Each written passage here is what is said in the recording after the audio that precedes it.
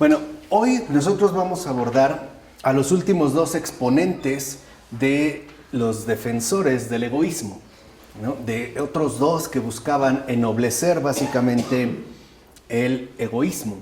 Y vamos a empezar en este caso con Jeremy Bentham.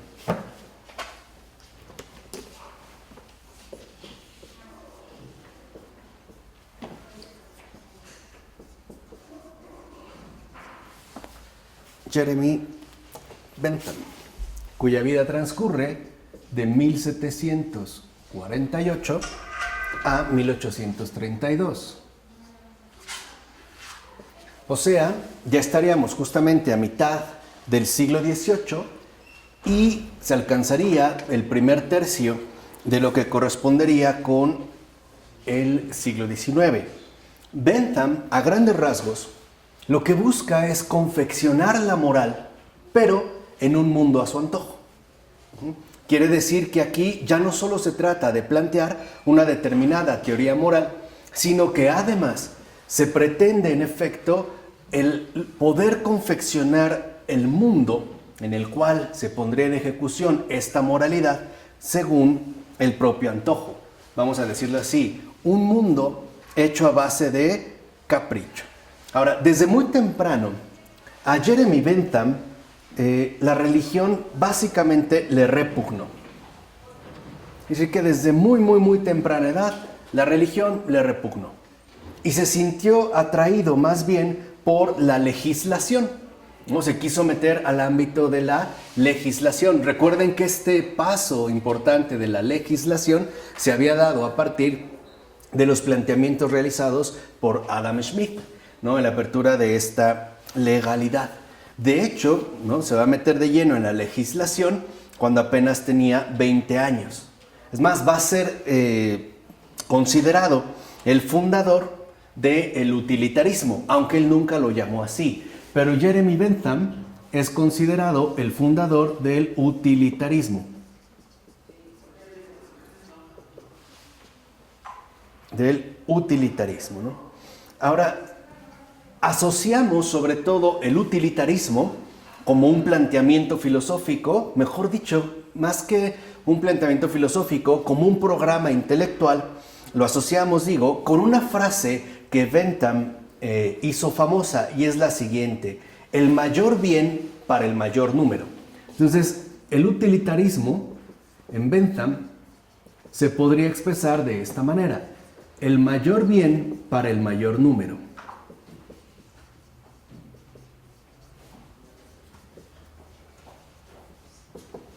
El mayor bien para el mayor número.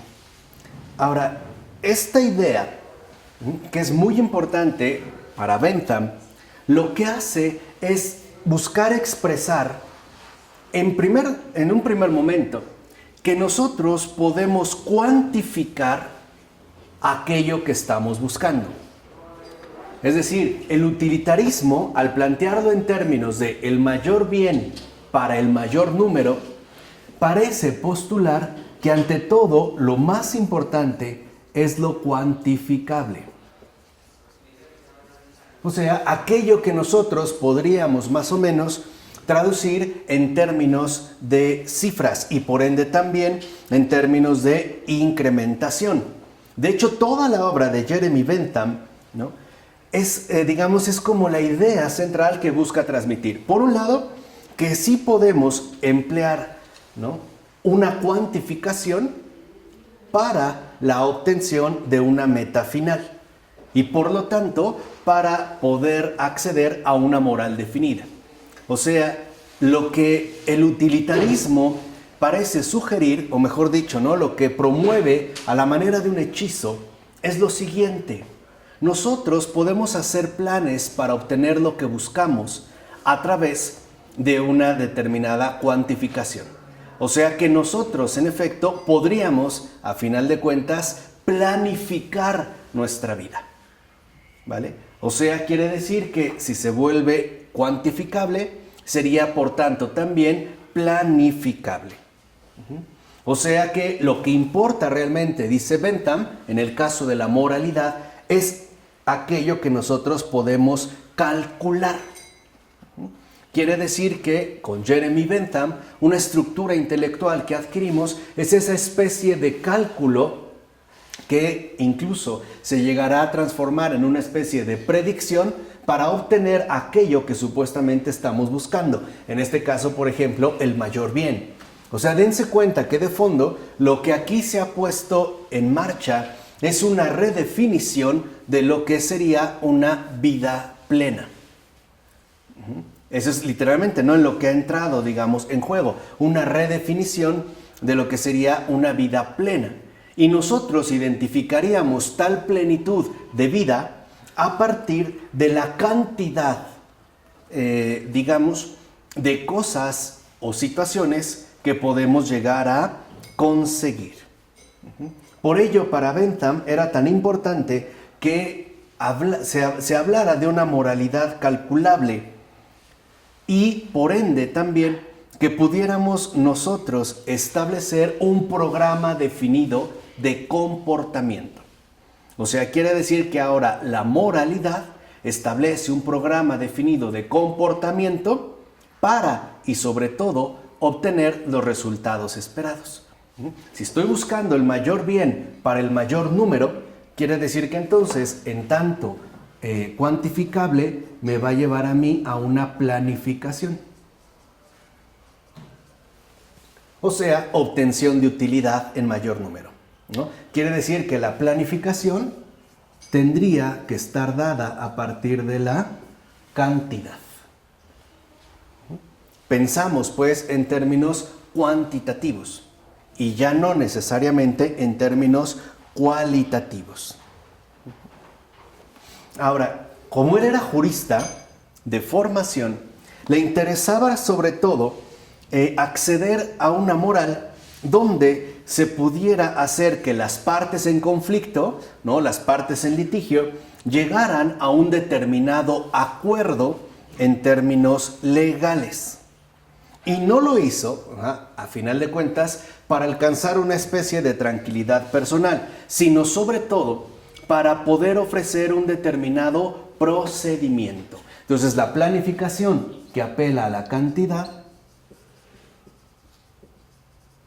apunta al establecimiento de un determinado procedimiento.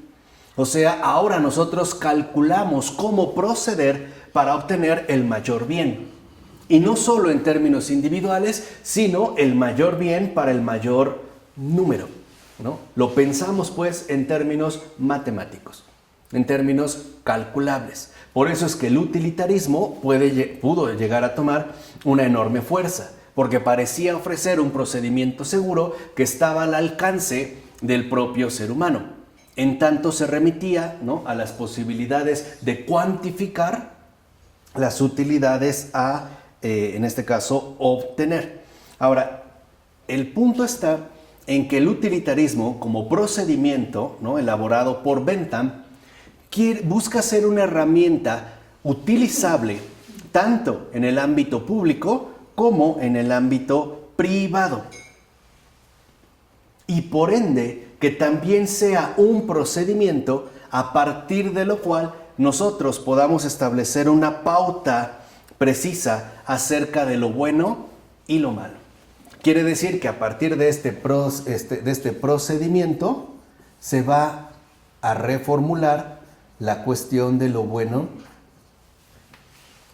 y lo malo. De hecho, Bentham va a utilizar la misma palabra que usara el barón de Holbach para censurar duramente lo que él consideraba que eran las debilidades esenciales de la moralidad teológica, o sea, de la religión, y es el capricho.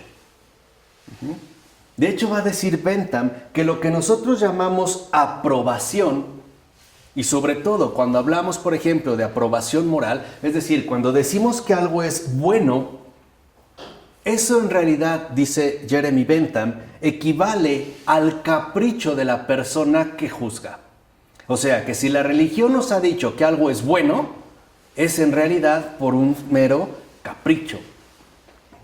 De tal forma que, en este caso, la aprobación moral, o decir o afirmar que algo es bueno, es en realidad la expresión de un capricho de la persona que juzga. De hecho, va a decir Bentham que todo se reduce a esto. Por ejemplo, el sentido moral, el sentido común, el entendimiento, la norma del derecho, la idoneidad eterna, la ley de la naturaleza, de la recta razón, la verdad de las cosas, etc. Se reduce a esto. A saber si el hablante siente simpatía o antipatía hacia el caso en cuestión. Ahí está la clave. O sea, el procedimiento utilitarista para reformular lo bueno y lo malo se reduce a un parecer individual. Si a mí me parece, en base a mi planificación, que esto es bueno, pues entonces será bueno. O si a mí me parece que eso es malo, en realidad no es porque sea malo en sí, sino porque mi parecer lo rechaza. Es decir, mantengo en este caso una determinada antipatía. Por eso considera Bentham que no necesitamos apelar a una revelación para resolver nuestros asuntos morales. Más bien tendríamos que remitirnos a una cuestión de meros pareceres. ¿Se entiende o no? O sea, no necesitamos que Dios nos diga qué está bien y qué está mal. Eso lo podemos definir en base a nuestro respectivo parecer. Y el criterio para hacerlo es la cantidad. Es decir, a la utilidad que nosotros podríamos obtener de ello o no. Por eso va a insistir Bentham que nadie recurre a la revelación para obtener consejo político. Claro, porque entonces la política se reduce a un mero ejercicio impositivo. Es decir, sería justamente un capricho. Y con ello, Bentham lo que busca es establecer el principio de la mayor felicidad, ya no según la religión, sino según los legisladores. Es decir, según en este caso el campo político. Por ejemplo, veamos un poco hacia dónde va el hechizo que genera este programa intelectual. Si yo me vuelvo extremadamente corrupto, pero a pesar de ser tan corrupto, yo logro generar muchos empleos, pues entonces estoy obrando bien. Porque estoy alcanzando el mayor bien, no solo para mí, sino para el mayor ¿qué? Número. Entonces, por ejemplo, los narcotraficantes serían nuestros héroes sociales. Serían nuestros modelos a seguir. Esa es la línea que aquí se sigue, ¿no?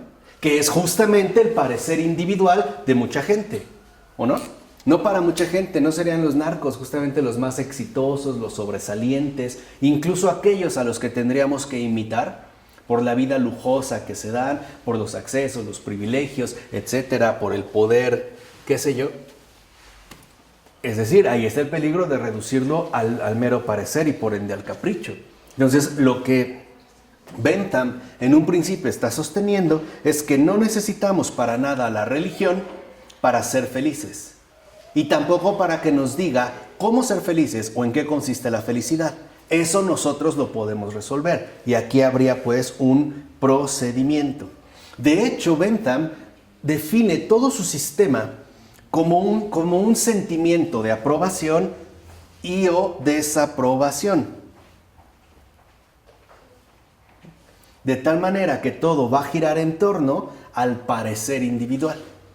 O sea, a lo que yo apruebo o bien desapruebo. Ahora, de acuerdo con con este postulado, la consideración externa de Bentham se va a remitir a la cantidad de placer y dolor que produce la acción que nosotros juzgamos. Es decir, si una acción produce más placer, mayor cantidad de placer y menos cantidad de dolor, entonces diríamos que esa acción es buena. Pero si por el contrario produce más dolor que placer, entonces nosotros diríamos que es mala.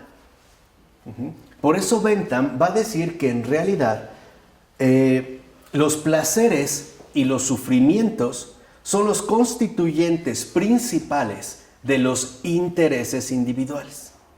Y ahí está el punto del procedimiento y de la planificación.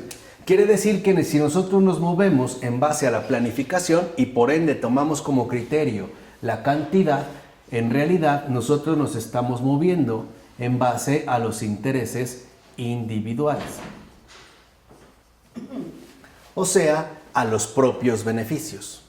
Si aquello a mí me produce más placer que dolor, entonces yo le daré mi aprobación, ¿no? Le daré mi parecer individual como algo bueno. Por el contrario, si aquello me produce más dolor que placer, entonces yo lo terminaré desaprobando. E incluso va a decir que son estos intereses individuales los que conforman a su vez los intereses de la comunidad. Por eso la cuestión moral no consiste en emitir juicios ni tampoco reflexiones, sino que en todo caso tendrá que ver con la justificación pública. O sea que uno de los motivos que me pueden llevar a mí a dar la aprobación es la manera en la cual yo me pueda ver, de un modo u otro, más beneficiado que perjudicado. O sea, mientras a mí me beneficie, lo demás no me importa. Y mientras sea un beneficio mayoritario, pues entonces con mucha más razón es que tendrá, en este caso, mi aprobación. Dice Bentham que un acto ha de ser aprobado justo en la medida en que fomenta la felicidad de los que afecta. Cuanto más felicidad aporte, entonces más hemos de aprobarlo. Qué gran justificación para el narcotráfico, por ejemplo, o para la pornografía. Hoy ya se sabe claramente que la pornografía, y en especial la pornografía infantil, genera el triple de ganancias de lo que produce el narcotráfico. Sería un mayor bien para el mayor ¿qué? Número. Entonces tendríamos que aprobarlo. Tendríamos que decidir que esto en efecto requiere nuestra aprobación. Y acuérdense, nuestra aprobación pública. Por eso, para Bentham, en los intereses individuales nos van a conducir al criterio de la máxima felicidad. Porque se supone que eso es lo que estamos buscando. Ahora, la felicidad, ¿a qué se reduce? Pues a la cantidad mayoritaria de placer y no de dolor. Esa es la felicidad. Entonces, lo que nosotros tendríamos que buscar es la mayor cantidad de placer y evitar la cantidad de dolor. Por eso dice también Bentham que si nosotros estamos partiendo de la justificación pública, es decir, de la aprobación pública, pues no podremos pasar por alto los asuntos políticos.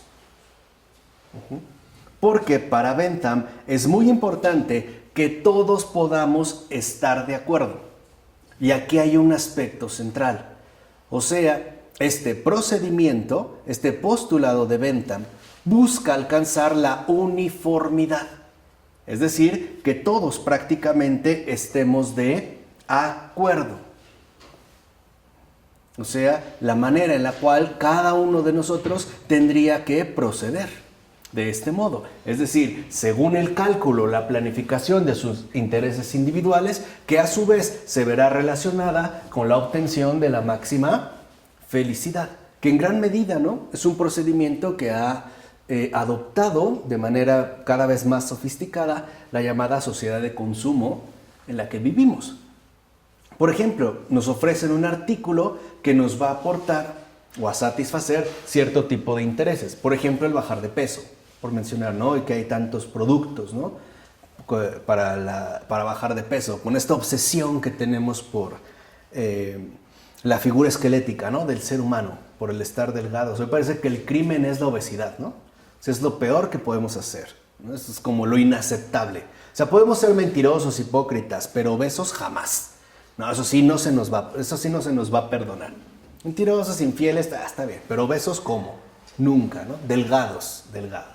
Ok, entonces, cuando vemos, por ejemplo, en el caso de un producto, este nos sugiere que nosotros vamos a satisfacer ciertos intereses individuales y que si obtenemos los resultados obtenidos, entonces obtendremos una cantidad de placer que a final de cuentas nos va a otorgar la máxima felicidad. Dicho de otra manera, la sociedad de consumo nos engaña diciendo que si adquirimos lo que nos proponen, vamos a ser felices. Y por eso nosotros planificamos la manera en la cual podemos alcanzar esa misma felicidad. De tal forma que entonces, dice Bentham, el principio de la máxima felicidad tiene otra ventaja. Es el único principio que la gente se puede sentir motivada a seguir. Tiene razón. ¿Por qué? Porque de acuerdo con Bentham, ¿no? Los intereses individuales, o sea, es decir, el egoísmo, es lo que puede funcionar como una real motivación.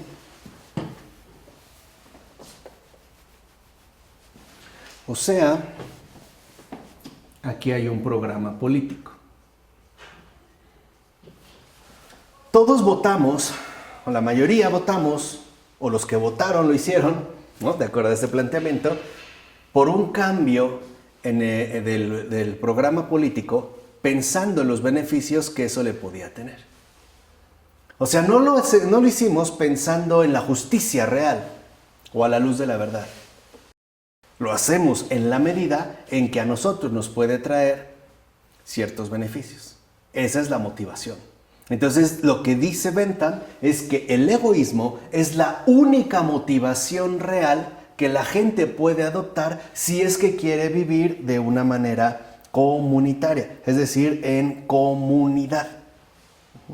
De hecho, dice Bentham que nada nos mueve como la obtención del interés personal, o sea, el egoísmo. Es decir, lo que nos hace sociales es el hecho de que buscamos obtener los mayores beneficios. Y al hacerlo todos, obtendríamos el mayor bien para el mayor número. Entonces, si yo, por ejemplo, ¿no?, me adiestro bastante bien en la hipocresía, es porque a lo mejor sé que esta hipocresía me puede brindar la obtención de ciertos beneficios.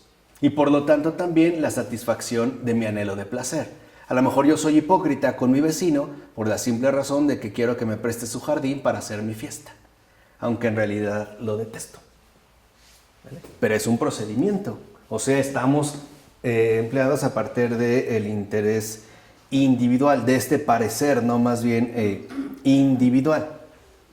Ahora, dice él, y no afirma, es cierto, Bentham, que se nos induce necesariamente a procurar el bien, lo disfrute quien lo disfrute, ¿no? Cada vez que veamos que lo podemos ocasionar. Es decir, nosotros también debemos motivar a los demás a que sigan exactamente el mismo procedimiento.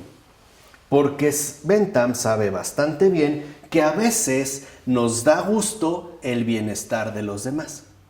O sea que en realidad, si yo ayudo a los demás, es porque busco sentirme bien conmigo mismo. Es por eso. Y no, digamos, por alguna otra razón. Ahora, con ello, Bentham no está afirmando que todos necesariamente seamos egoístas, sino que nuestro afecto por los demás no es realmente lo que nos mueve a procurar la máxima felicidad de la sociedad, sino que lo que realmente nos mueve, nos motiva y por lo tanto nos organiza incluso socialmente es el egoísmo. Sería pues el motor de una sociedad. Entonces, todo pues, ¿a qué se va a reducir?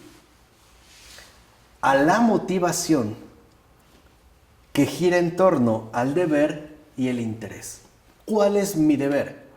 Procurar el mayor bien al mayor número, porque eso también me va a beneficiar a mí. Es como los gobiernos actuales, ¿no? Que tanto se llenan la boca hablando de la nueva generación de empleos.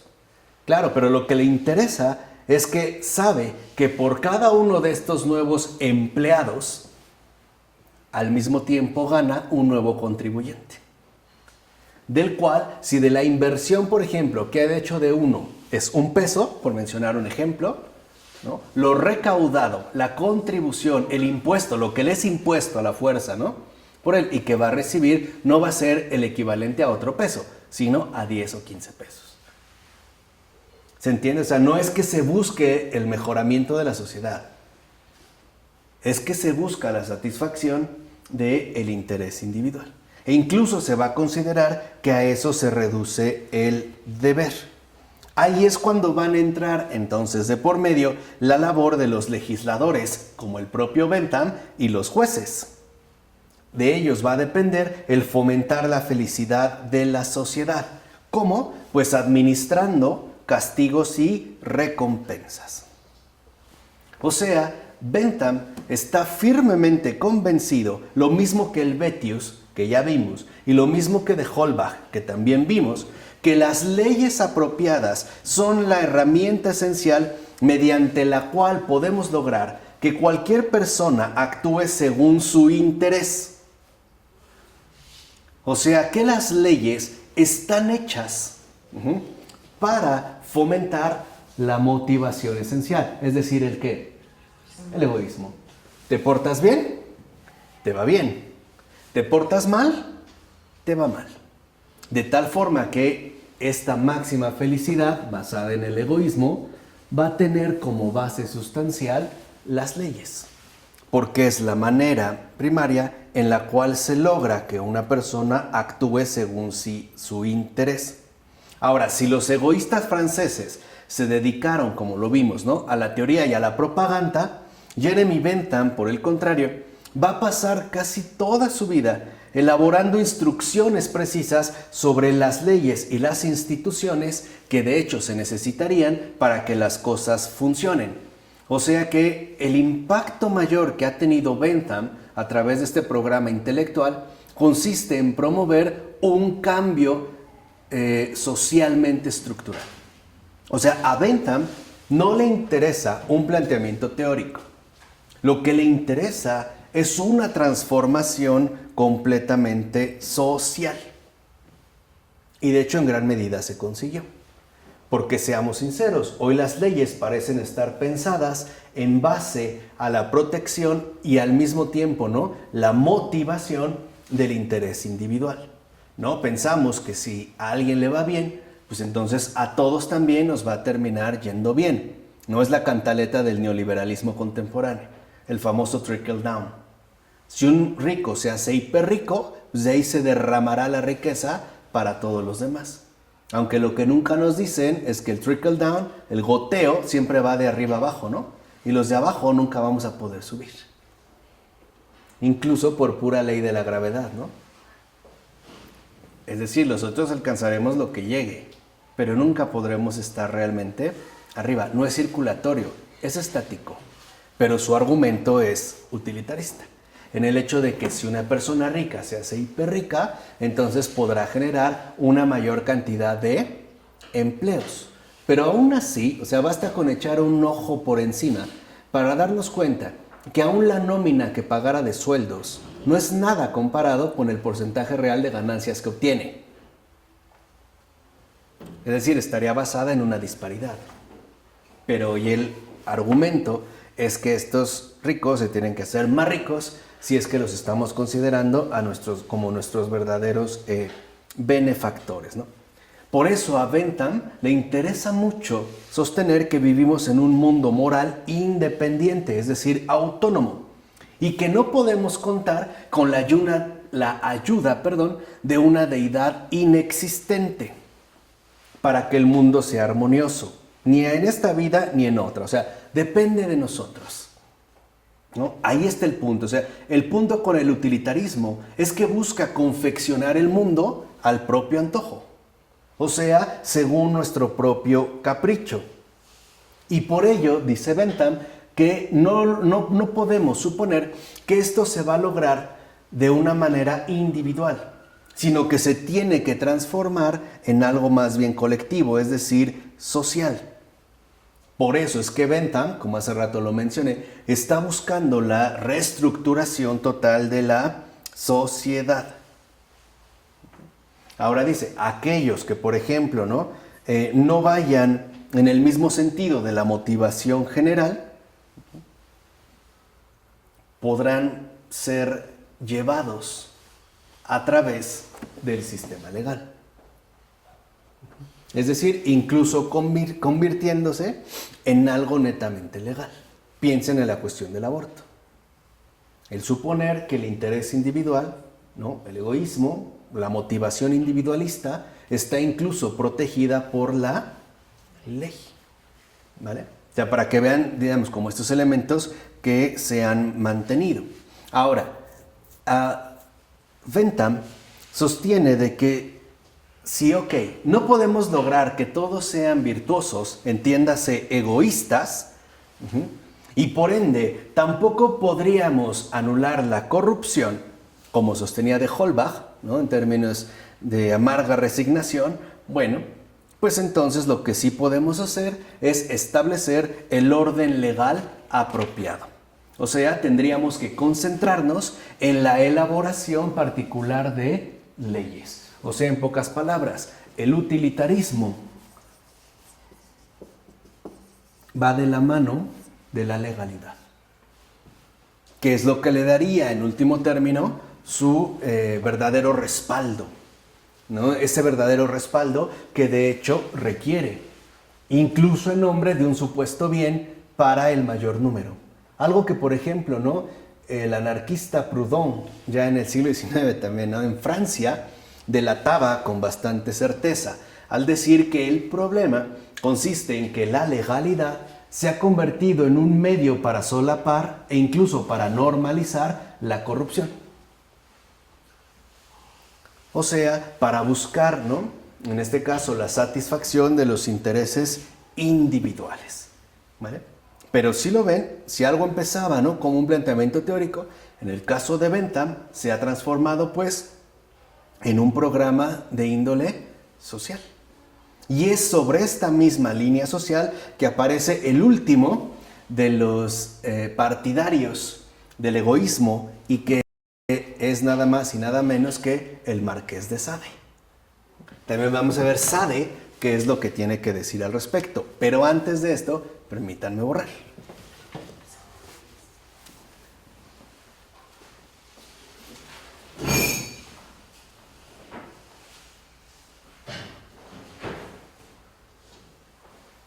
¿Listo?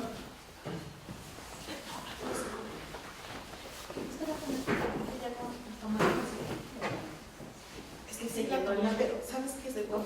Mira, apunté muy poco, mira. Es que apunté todo esto, pero me faltó aquello, por eso no le tomé a todo. No, es que no toma. ¿No? Ay, sí, yo también lo sé. Me la pasé por la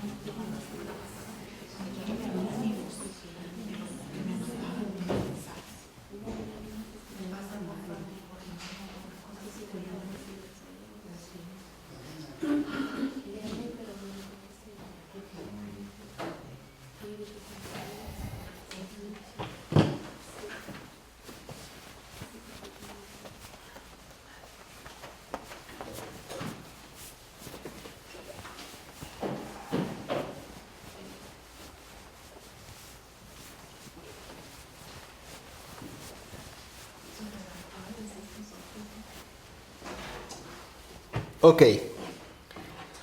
pues nuestro siguiente invitado, ¿no? En esta exposición que estamos haciendo con respecto a la invención de la autonomía es el Marqués de Sade.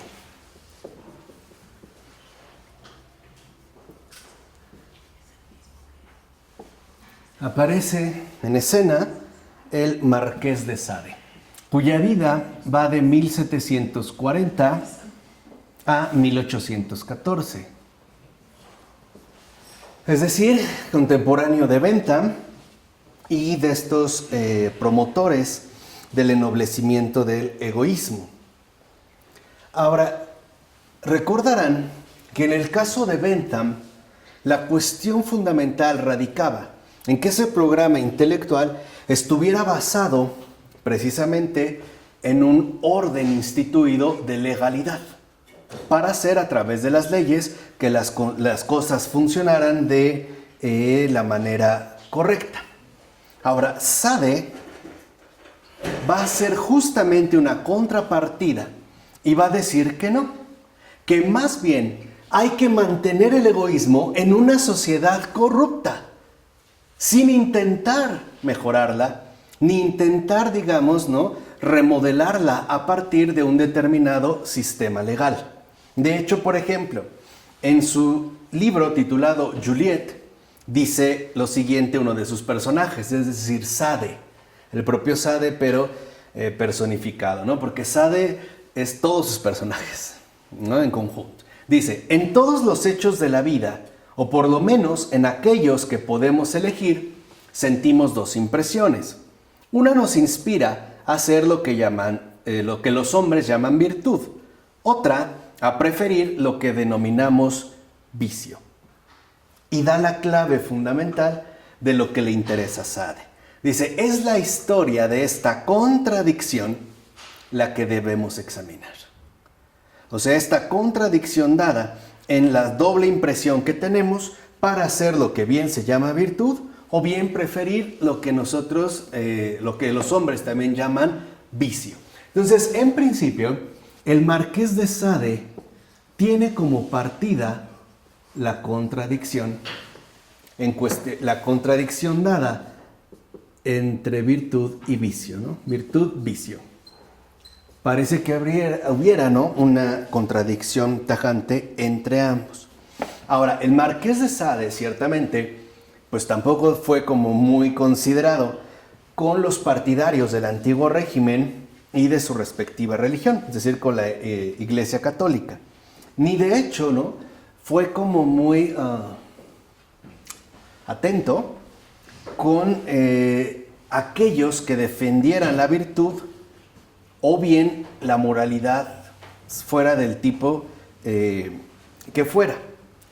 Así todo, ¿no?, las opiniones del Marqués de Sade están particularmente vinculadas al ateísmo, el odio hacia la religión organizada, pero también están dirigidas, ¿no?, hacia el egoísmo psicológico del Vettius, de Holbach y de Jeremy Bentham. De hecho, aunque no lo mencione explícitamente, el Marqués de Sade se opone a la idea básica que comparten estos tres, es decir, el Vettius, de Holbach y Jeremy Bentham. Estos tres, todos ellos, piensan que en una sociedad bien ordenada, el legislador tendrá que hacer que el provecho de cada individuo logre coincidir, ¿no?, con el bienestar de los demás. Podríamos decir que la labor del legislador es encauzar los egoísmos particulares en lo que se llamaría bienestar general, ¿no?, que es de hecho de lo que hoy se habla, de bienestar. Sigue siendo pues ese intento. Bueno, Sade se opone por completo a esta idea. Es más, dice Sade, estos tres, si todos están conscientes de que el avance, ¿no?, finalmente también tendrá repercusiones benéficas en mí, es decir, si también me es conveniente o me conviene, entonces podremos actuar de tal manera que todos al final terminemos siendo beneficiados. O sea, en otras palabras, lo que están proponiendo tanto el Vettius como de Holbach y Bentham es que el interés personal, entiéndase el egoísmo, bien entendido, es lo que producirá la virtud. ¿Vale? Esa es la tesis central. El egoísmo, el interés personal bien entendido, es lo que producirá la virtud. Ahora, un grave problema, como lo mencionó de Holbach y lo hizo de manera explícita, es que, de hecho, aunque esto es cierto, no podemos pasar por alto que vivimos en una sociedad corrupta. Ahora, dice de Holbach, vivimos en una sociedad corrupta porque los legisladores no han hecho lo que los filósofos como Holbach les han dicho que hagan. O sea, porque no se han dejado guiar ni iluminar por los ilustrados.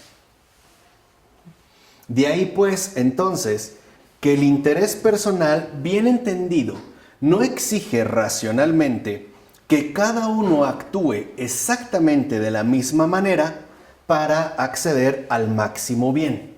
O sea que la racionalidad va a dejar en último término que esto dependa de cada individuo, ¿vale? O sea, aquí como que la dificultad está en que no ha sido tan sencillo hacer o vincular la individualidad con la comunidad.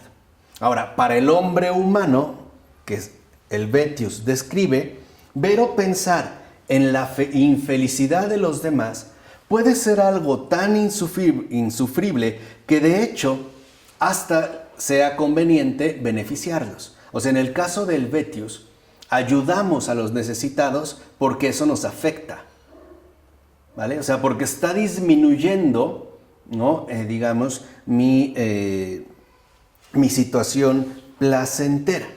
Ahora, de ahí el Vettius también va a hablar de ese inhumano para quien la miseria de los demás es sobre todo un bonito espectáculo, ¿no? Estaría el humano que se compadece y ayuda, no por el bien, sino por el padecimiento que le genera, es decir, por el dolor, y estaría el inhumano, quien hace del sufrimiento ajeno, ¿no?, un bonito espectáculo. ¿Vale? ¿Queda claro esto último? Ahora, este inhumano, este que hace del sufrimiento ajeno un bonito espectáculo, llegando incluso a considerarlo el máximo placer y por ende la máxima felicidad, es el tipo de persona que a Sade le fascina. Ahí está. O sea, ese es el tipo de persona que a Sade le fascina. Quien de hecho, lo que va a hacer en su obra, en esta, digamos, a partir de describir esta contradicción, es explicar con detalles exhaustivos lo que será grato a este tipo de hombre o de mujer. Entonces, en el caso de esta contradicción de virtud y vicio, para Sade lo importante consiste en aquel inhumano, ahí es donde radica su obsesión, su fascinación, en aquel inhumano que hace del sufrimiento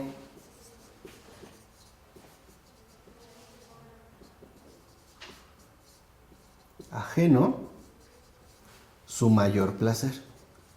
Esta es la figura que a Sade le fascina. Y es de hecho la figura que él se va a encargar de detallar con la mayor exhaustividad posible. No sé si han leído algunos de los libros de Sade, se darán cuenta de que si algo posee es detallista, o sea, es el detallismo, ¿no? Busca, o sea, mostrarnos con la máxima precisión posible ese tipo de fascinación que él mantiene con respecto a ello. Ahora, las actividades que Sade describe en sus textos con tan marcada obsesión, ¿no?, con tan marcado, digamos, como detenimiento, ¿no?, cobran un cierto sentido si es que comprendemos cuál era su visión tanto psicológica como social. Entonces, para Sade, este tipo de personaje posee una doble dimensión, tanto individual, es decir, psicológica, tanto individual o psicológica como social. Empecemos con la psicología individual. Sade está convencido de que cada quien va en busca de lo que considera su máximo placer, ¿no? Ahí encontramos la motivación. O sea, cada uno se pone en camino hacia lo que considera su máximo placer.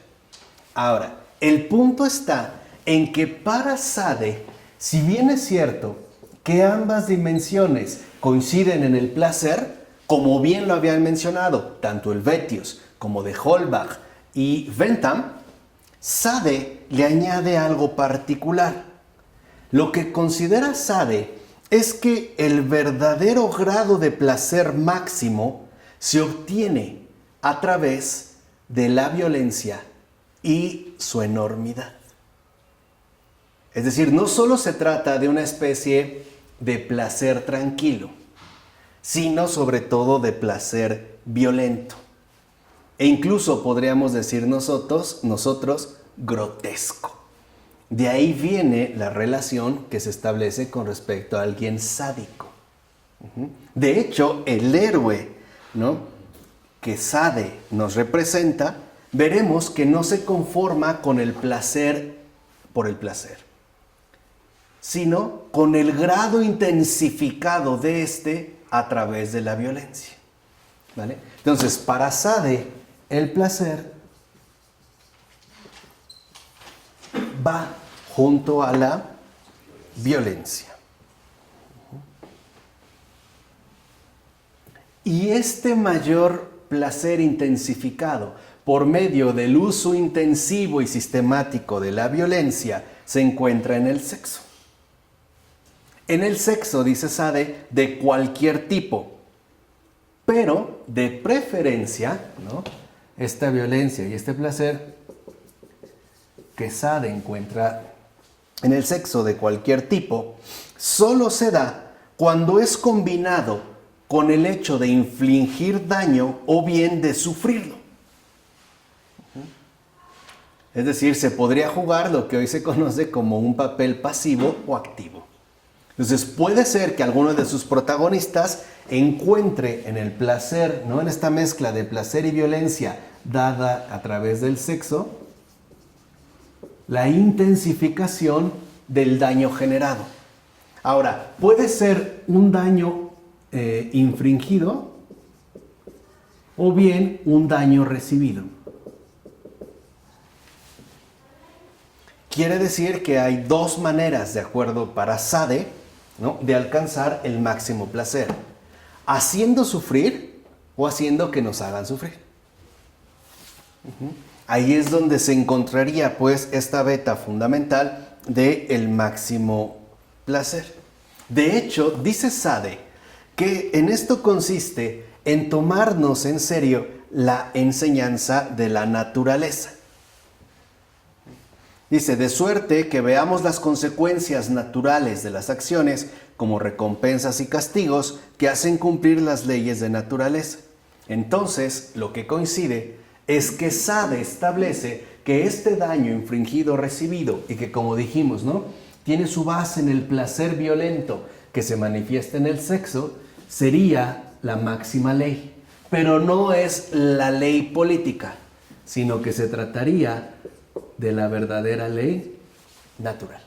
¿Se dan cuenta ahora el cambio que realiza Sade?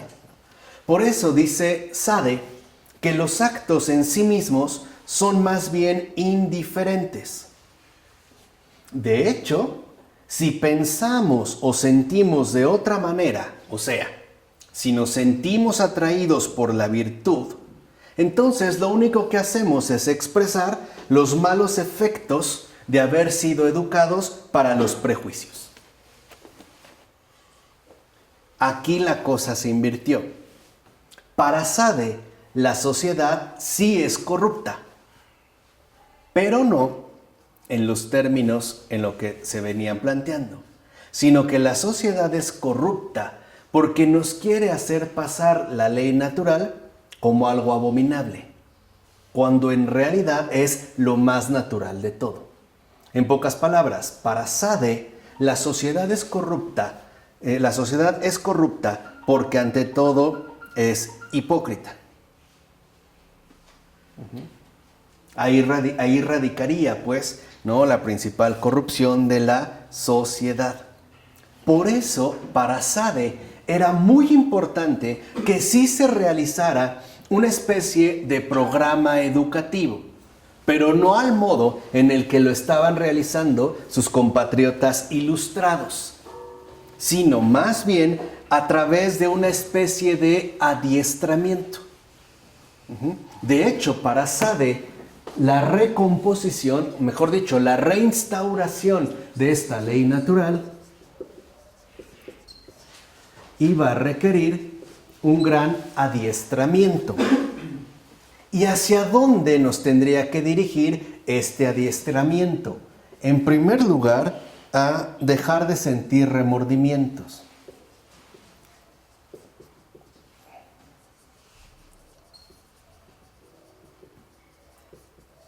Y en segundo lugar, a no alterar nuestra conducta.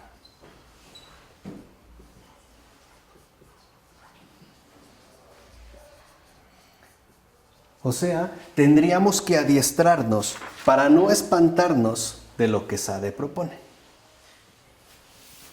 Por eso son sus novelas, por eso va a escribir, ¿no?, esa inmensa cantidad de novelas, a pesar de que esté bajo prisión y sigue escribiendo, incluso, ¿no?, a partir de utilizar como tinta su propia sangre. Y cada vez, de hecho, podemos decir más sádico, es decir, cada vez más convencido en la necesidad que tendríamos de ese adiestramiento.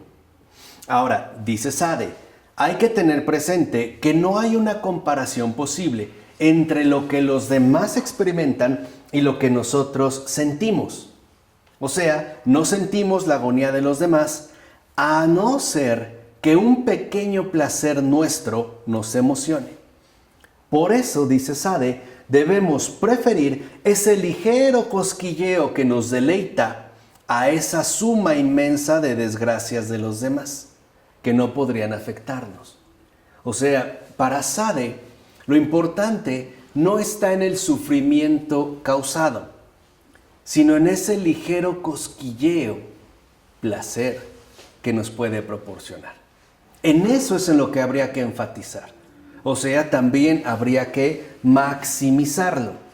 Ahora, sin embargo, no tenemos sentimientos de amor y de afecto y de interés por los demás, dice Sade, sí. Pero esos sentimientos más bien nos exponen a pérdidas insoportables. Porque de hecho te privarán de los máximos placeres. Por ejemplo, dice en otro texto que él titula Filosofía del Tocador: no escuches nunca vuestro corazón. El corazón engaña, porque nunca es otra cosa que la expresión de los falsos cálculos de espíritu. Es decir, no tendríamos por qué dejarnos engañar por los impulsos benevolentes. No tendríamos por qué dejarnos engañar por esos impulsos benevolentes, puesto que esos impulsos benevolentes no son más que resultado de la educación social que hemos recibido, es decir, de la corrupción, y por ende irían en contra de nuestro abierto interés. Por eso dice el Marqués de Sade en una de sus tesis más fuertes lo siguiente: el sentimiento de la virtud es por definición lo que socialmente llamamos virtud, dice Sade. Es un movimiento vil e interesado, que más bien parece decir, te doy para que me des. O sea, ¿qué está criticando? El planteamiento, por ejemplo, utilitarista. Y las propuestas de ennoblecer el egoísmo. Te doy para que me des, lo que dijimos, ¿no? El mayor bien para el mayor número posible. Ahora, esto significa que entonces, de acuerdo con Sade, el hombre solo practica la virtud por los beneficios que eso le pueda reportar. O sea, el hombre tiene impulsos benevolentes o ejercita la benevolencia porque sabe que con eso, a final de cuentas, le va a ir bien. Como el niño que no se porta mal, o sea, que pretende aparecer como virtuoso, para que le compren a lo mejor el último videojuego que acaba de salir, o qué sé yo. O sea, allí habría pues un juego retorcido de intereses. Por eso va a decir en Juliet Sade que no puede haber tal cosa como esa virtud desinteresada, porque ninguno, dice, hace el bien sin motivo. Fíjense, ninguno hace el bien sin motivo. Somos buenos porque hay intereses de por medio. Por consiguiente, dice el Marqués de Sade, hacemos bien en evitar el amor, que sin ningún provecho para nosotros nos vincula al bienestar de quien amamos. O sea, ¿por qué tendría que preocuparme por el bienestar de quien amo? Si en realidad lo que tendría es concentrarme en el ejercicio de mi propio placer. Por eso, en la literatura de Sade, el amor prácticamente brilla por su ausencia. No aparece, porque todo está basado a través de la descripción meticulosa del daño. Es decir, del héroe, ¿no? Literalmente, que Sade tiene presente. Ahora, por supuesto que a Sade no se le pasó por alto el hecho de las protestas que pudieran generar tanto sus héroes como sus heroínas. A final de cuentas, él mismo había ido preso por practicar ese tipo de actividades. O sea, gran parte de lo que Sade publica, él también lo practicó. Y por eso había ido a la cárcel. Ahora, ante ello, Sade va a ofrecer dos respuestas. La primera, dice, es que en realidad, ¿no?, el propósito de la naturaleza es que los fuertes actúen de una manera y los débiles de otra. O sea que, ¿quiénes son los débiles? Los que llamamos virtuosos. ¿Quiénes son los fuertes? Los que llamamos viciosos. Ahí está la contradicción. Vamos, lo que está mostrando Sade, o intenta mostrar, es que la contradicción consiste en que lo que nosotros llamamos virtud es más bien que el vicio, y lo que nosotros llamamos vicio es más bien la virtud. Esa es la contradicción que le interesa destacar supuestamente a Sade. Ahora dice, ¿no? De ahí pues que si los fuertes por naturaleza pueden actuar de una manera y los débiles de otra, entonces no podremos hablar de una uniformidad de comportamientos. De hecho, va a decir Sade, y ahí tiene la implicación social, el rico puede comprar el derecho a disfrutar de su vida a su manera y según su gusto. Mientras que los débiles, y por tanto también los pobres, por naturaleza están llamados a ser esclavos. Los pobres, dice Sade, y los débiles son como los fuertes, en cuanto buscan únicamente su propio bien. La diferencia es que los fuertes son mucho mejores para poder conseguirlo. Quiere decir que entonces, en este caso, hay también una inversión entre los fuertes y los débiles. Los dos buscan su propio interés, pero el rico sí lo puede hacer y el pobre no. Ese es el planteamiento de Sade. Ahora, la segunda respuesta consiste, por parte de Sade, en esbozar una visión, que la verdad no sabemos qué tan en serio se la tomó, de un orden social en el cual una vida, tal y como la presenta Sade, ¿no?, en torno a lo que hemos mencionado, a la contradicción, dice él, realmente se puede vivir dentro del marco de la ley. Ahora, ¿cómo es posible esto? Sade imagina una república clásica en Francia, la cual ahora, es decir, gracias a la revolución, se ha liberado del rey y de los curas. Por ende, a partir de la revolución, estamos obligados a ser libres, o sea, a ser tan libres como nos sea posible, o sea, obligados por el menor número de leyes. Podemos decir, en términos un poco imprecisos, que pareciera que Sade está buscando darle vía libre al libertinaje, y que incluso este libertinaje estuviera influido por el menor número de leyes posibles. Mientras los primeros buscan, ¿no?, implantar la ley, por ejemplo, Bentham, Sade considera que más bien estas leyes no tendrían que maximizarse, sino minimizarse. De tal manera que lo que sí se tendría que maximizar es la libertad individual. Ahora ya sabemos que hay algunos países que han propuesto, por ejemplo, que el incesto no es delito, porque es parte de la preferencia que uno escoge. ¿Vale? O sea, es un poco para que vean cómo esto no solo se quedó en la literatura de hace tiempo. O sea, hay también, ¿no?, líneas de ejecución que se siguen realizando. Ahora, la pregunta es, bueno, ¿y qué leyes necesitamos? Para empezar, ya no reconocemos deberes ante Dios, porque negamos que Dios exista. Por ello mismo, ya no existirán las leyes que dictan que se venere a Dios, y como resultado tampoco ya habrá persecución religiosa. O sea, no volver a hablar jamás en términos de pecado.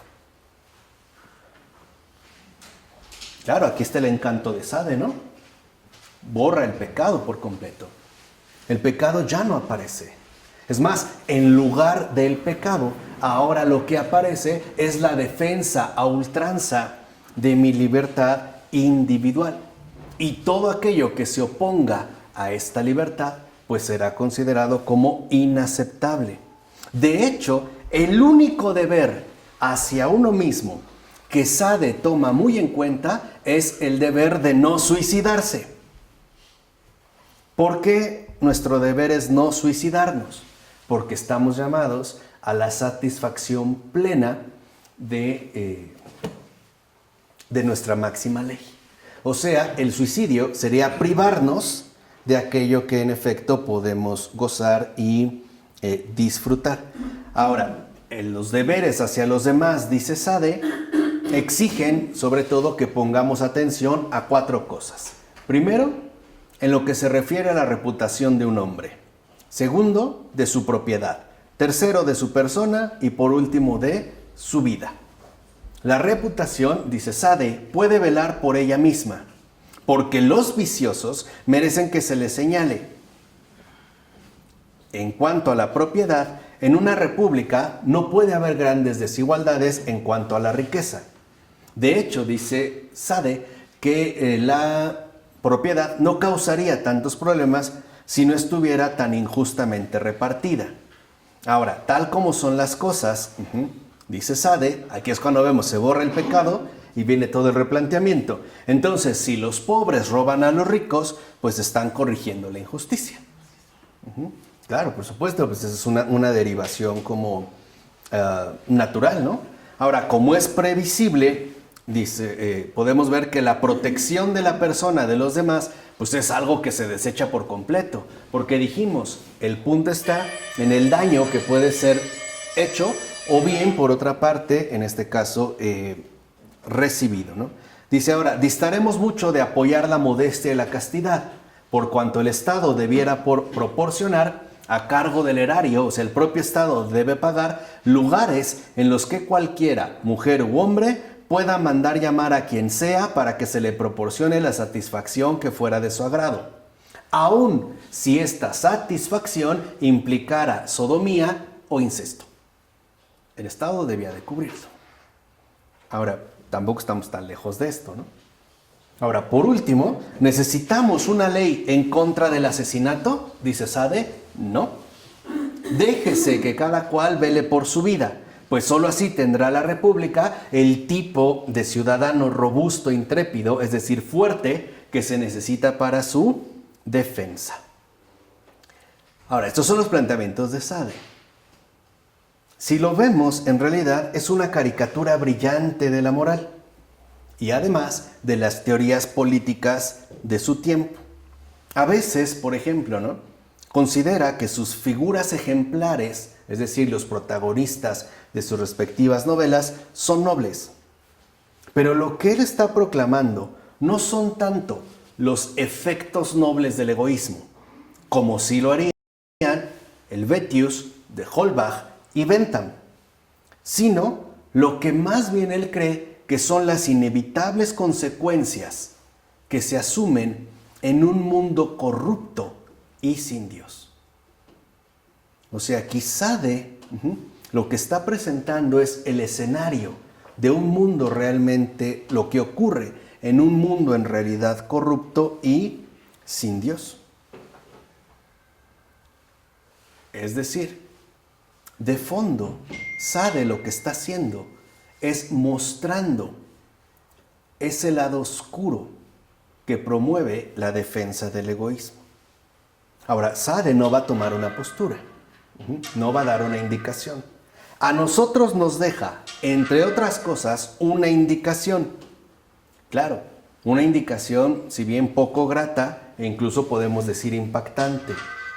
Y además, nos muestra la obra de Sade, ese serio defecto que hay en el pensamiento de los partidarios del egoísmo, cuyas múltiples consecuencias él trató de mostrar. Dicho de otra manera, Sade, en primer lugar, no es como tal un pervertido. Es alguien que se toma en serio el planteamiento del egoísmo y lo lleva o lo trata, ¿no?, de realizar hasta sus últimas consecuencias. Ahora, curiosamente, es este, digamos, tratamiento que hace del egoísmo lo que logra poner al descubierto, lo que produce un mundo sin Dios y además un mundo corrupto. Es decir, un mundo en el cual se pretenda sustituir la moral por cualquier otra cosa. Podemos decir que en el mundo literario de Sade la cosa es clara. Un mundo corrupto y sin Dios es una perversión. En todas sus dimensiones. Y no solo en el ámbito exterior, sino y ante todo en el ámbito interior. Por eso habría que leer, una vez se los dije, ¿no?, con mucha atención y detenimiento a Sade.